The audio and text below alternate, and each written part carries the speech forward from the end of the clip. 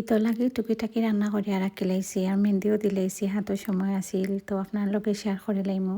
Hello everyone, আসসালামু আলাইকুম, welcome to my daily mini blog. তো ভিডিওটা সেহরির সময় করা আর সেহরির লাগি কারণ আমি তরকারি গরম দিলাম আর এখানেও দুপুরে আমি রান্না করছিলাম ফোরাসর বিচি আর রুই মাছ দিয়ে আর বোয়াল মাছ বোনা।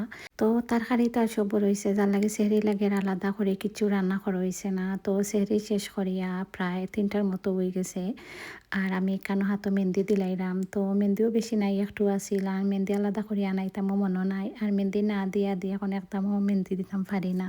তো আগে মোটামুটি সুন্দর করে মেহেন্দি মাখতাম পারতাম, এখন একবারেও ভুলে গেছি। তো মেহেন্দি দিয়া দেখলাম 3টা হয়ে গেছে আর একটু সময় অপেক্ষা করি একবারে নামাজ পড়িয়া ঘুমাই যাইমু।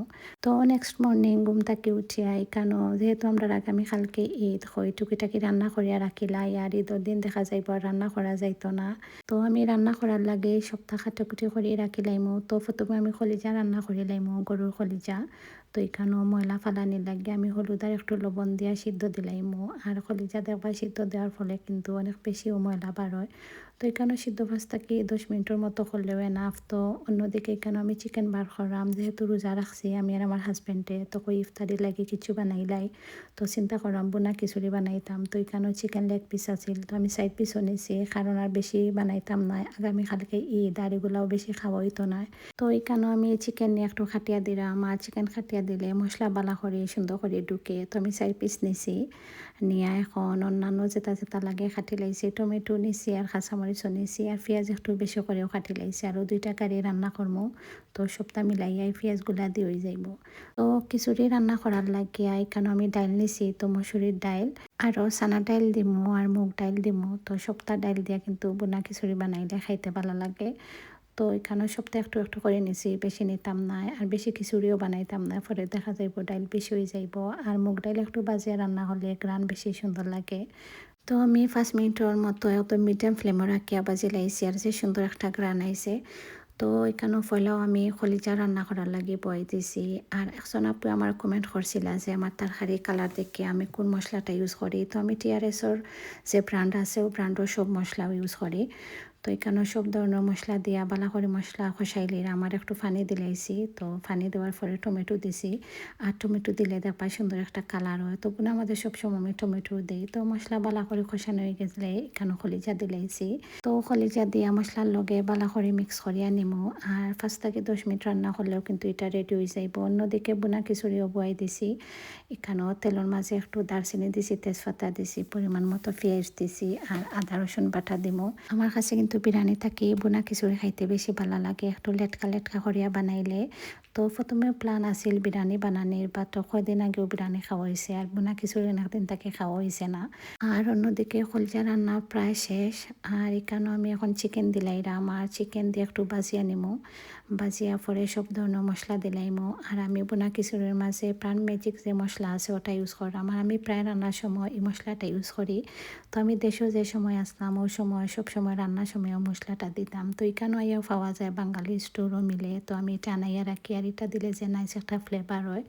তো আমি যে কোনো বোনা খিচুড়ি বা বিরিয়ানিত বা যে কোনো বোনার মাঝে মশলাটা দেই। তো অনেকেও দেখছি মশলা দিয়া রান্না করেন।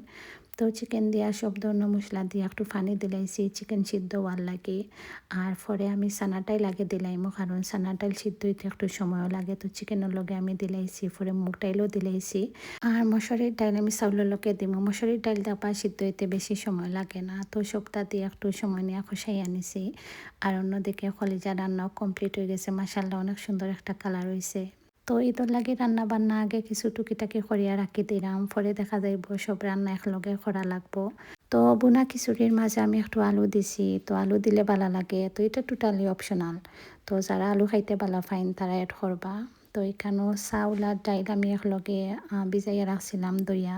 তো পানিও একদম জড়ি গেছে আর অন্যদিকে চিকেনও প্রায় সিদ্ধ হয়ে গেছে। এখন আমি চাউল আর ডাইল দিয়া ভালো করে মিক্স করে নিমু। মিক্স করিয়া 5 মিনিটের মতো রান্না করবো, পরে পরিমাণ মতো পানি দিয়া একদম মিডিয়াম ফ্লেমও 15 থেকে 20 মিনিট রান্না করলেও কিন্তু বোনা খিচুড়ি রেডি হয়ে যাব। তো আমি 3-4টা কাঁচামরিচও দিলাইছি দিয়া এখন আমি ডাকিয়া রান্না করে লাইমু। তো অন্যদিকে গরু টুকিটাকি বাজার আছিল, তো ওগুলো আমি গুছাইয়া রাখলাম। আর আজকে যেহেতু একটু বেশিও গরম পড়ছে, আমরা স্পেন অনেক বেশি গরম, আর ইফতারি লাগি তরমুজ আনছেন আমার হাজব্যান্ডে, আরও টুকিটাকি বাজার আছিল, তো সপ্তাহ গুছাইয়া রাখলাম।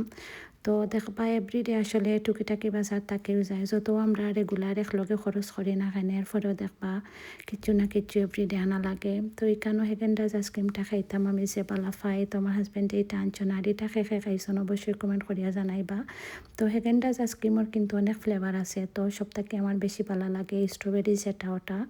তো এখানেও ফুলকপিও আনছন দেখলাম, আমার কিছু সবজিও আনাইছি, আর অন্যদিকে কিছু দুধও আনাইছি, লিকুইড মিল্ক। তখন সেমাই বানানোর লাগবো, এই দুদিন সকালে তো আর মাছ সবেও সেমাই বানাই। তো অন্যদিকে আমার কিন্তু বোনা খিচুড়ি রেডি হয়ে গেছে, আরও 10 মিনিটের মতো রান্না করলে এটা কিন্তু রেডি হয়ে যাইব। তো এখানে আমি মগজও রান্না করে লাইলাম, তো মগজ রান্না করার লাগে সব ধরনের মশলা দিয়া মগজের মশলা কষাই নিলাম। আমার মগজের রেসিপি কিন্তু অনেকবার আমি আমার পেজও শেয়ার করছি, আর এদিকে কিন্তু আমার বোনা খিচুড়িও কমপ্লিট রেডি হয়ে গেছে। তো মশলা কষানো হয়ে গেলে এখানে আমি ক্লিন করা মগজ দিলাইছি, আর এটা রান্না করতেও বেশি সময় লাগতো না, 10 থেকে 15 মিনিটের মতো। তো আজকে ভিডিও কিন্তু অনেক বেশি লম্বা হয়ে গেছে। তো নেক্সট ভিডিওর মাঝে শেয়ার করবো না ইফতারির সময় কিতা কিতা বানাইলাম আর।